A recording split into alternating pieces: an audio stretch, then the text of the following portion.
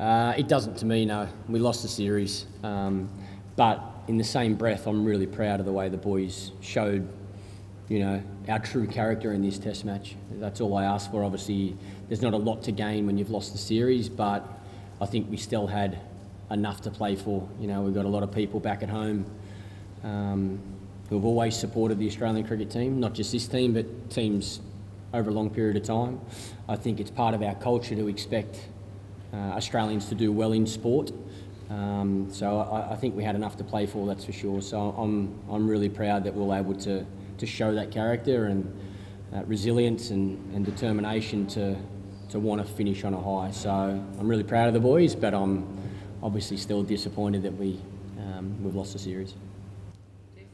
Michael, when it came to making the result decision yesterday morning, did it all come into your thinking Go again, sorry, buddy. Sorry, when you had to make the the decision after England got bowled out yesterday morning, did it all come into your mind that you wouldn't get to bat again, probably in the international career, by doing that? No, not at all. I would have liked 350 run lead, but in my mind I was thinking as long as we hadn't bowled too many overs, then I was always going to send England back in. And yeah, it was really hot as well. That was the other thing. That was probably the thing I was trying to sum up, was how the bowlers are feeling after it being so warm. I think it was 30 degrees out there. So credit to them. They wanted to bowl again. We all saw it as an opportunity, the best opportunity to win the test. And obviously I found out the morning before that game I wanted to look as closely as I could at the forecast for today and tomorrow, and both days didn't look fantastic. So I thought it was the right decision to give ourselves the best chance of winning. It was probably the only way we could have lost the test as well, but I think it was worth the risk. Michael, what were your emotions like during the test? Did you sort of really enjoy it, or was it sad? Even still, Ben, to be honest, I don't feel any different. So that to me means it hasn't hit me yet. The focus and goal leading up to the test was to do everything in my power to prepare as well as I could to be able to walk out and help the team win the test match. And then once the game starts, it's all about, trying to win. And then when I woke up this morning, I thought today I might have felt it a little bit more, like I felt it might have been quite emotional, walking off the field for the last time or being out there fielding. But fortunately, which is very rare for me, I've been able to hold my emotions in. So it's nice because, yes, it is the end of my career, and I'm very fortunate to have played as much as I have for Australia, but this is not about me. This is what I want the people, the Australian public in particular, to see is the fight inside this change room and how much they wanted to come out and play really good cricket in this last test to show that, yeah, we've let ourselves down through the series, but there's still talent and hunger to have success in that change room. So I'm really grateful that the boys got the result that we were all after. They put in a lot of hard work throughout this series, and to lose 3-2 is still disappointing, but it's a nice way for Chris and myself to finish. And just with Chris, that final huddle after you came out from the rain delay, did you let Chris talk to the boys then, and what did he say? Yeah, it was an opportunity, I guess, for just the players to be together, as will a little bit later on tonight. I think a few of the guys will have a lot of nice things to say about Chris, and obviously it's Alex's, our physio's last. He's standing down as the head physio of the Australian team. So I think there'll be more words said in the change room, but it was a good opportunity for Chris just to speak to the guys out there and help us get up for those last 2 wickets. So he pretty much just thanked everybody for making him feel so special around the group, and for helping him have a wonderful time representing Australia. He's a great man, Bucky, and he deserves all the accolades he gets. I think the way he's played since he's been a part of the Australian team shows that age shouldn't matter.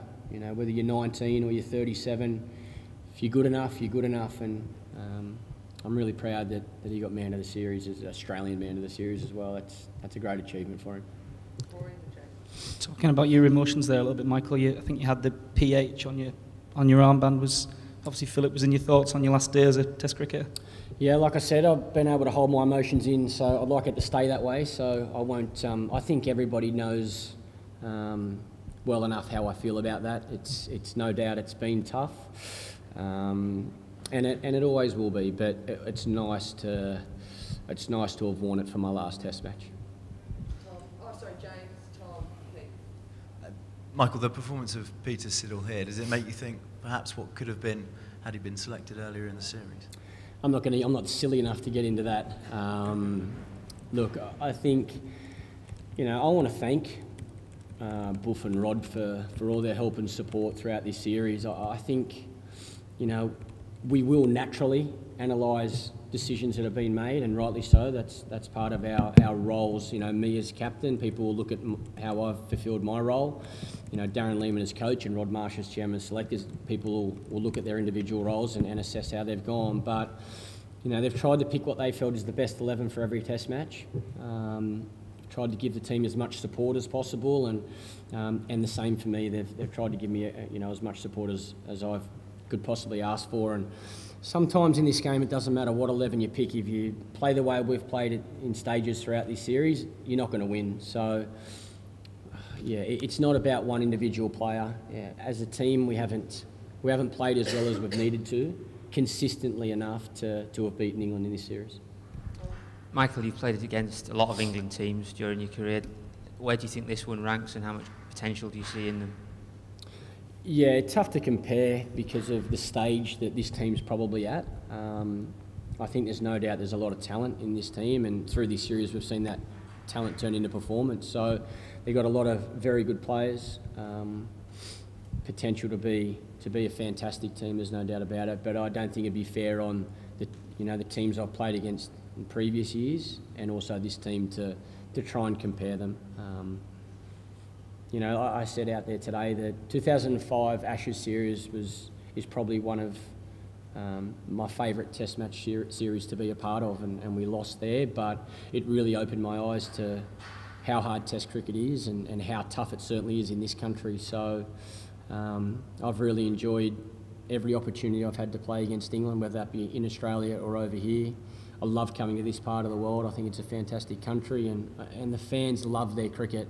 Yes, they love seeing England beat Australia, and so they should, but for the England people to show the amount of respect they have done for me, I'm forever grateful, and I really hope that I can come back here and sit and watch and be a part of, the cricket fraternity that just supports good cricket, and if I'm even lucky enough, maybe even commentate. But it's I've been really fortunate to play as much cricket as I have over here. Mike, did you come to the place where you accepted the runs weren't going to come anymore, or do you remain frustrated that they're there and you didn't find a way to tap them?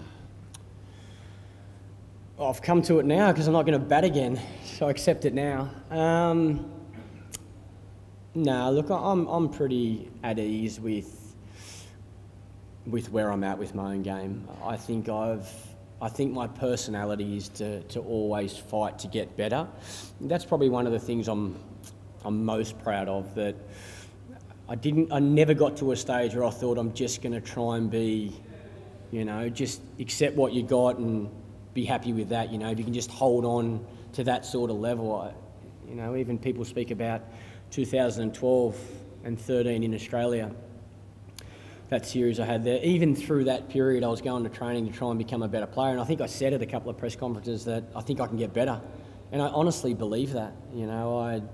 There's no doubt that my form over the last 12 months has gone downhill, and I haven't been able to regain what I had in that series in 2012 and 13, but the desire's still been there. So yeah, I've accepted. Obviously, if I thought I could go to Bangladesh or go to the Australian summer and play unbelievable cricket, I probably would have fought on. So I think I've probably accepted it's the right time. That's what I believe for a number of reasons, and that's probably one of them.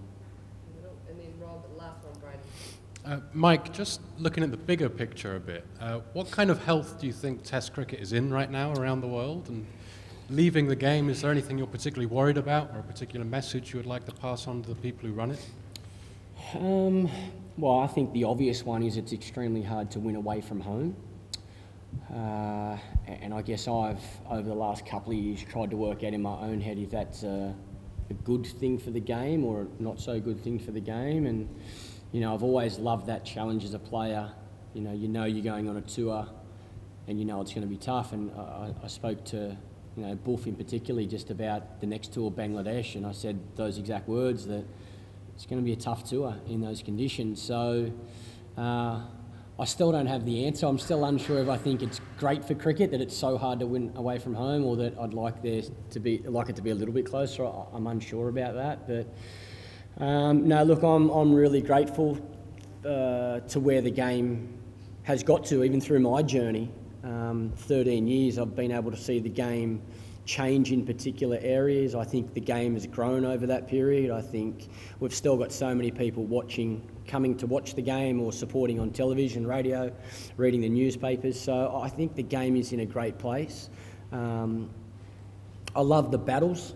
I love the tough competitive cricket that's played on the field, but I also think we need to be really disciplined with where that line sits and that teams don't overstep that. And I think the ICC do that really well. You know, they've cracked down on a lot of players like myself when you do overstep that mark. So no, I've played at in such a great era that I've seen, you know, the start of 2020 cricket, and Test cricket still holds strong. And you know, I'll always be biased to Test cricket. I always think that's the pinnacle of our sport. But I love the other two formats as well, and I think in our great game there's room for all three forms. Michael, you mentioned you're looking forward to watching a lot more cricket now. Looking at the future Australian team, who excites you the most? If you are in the commentary box, who are you looking forward to calling?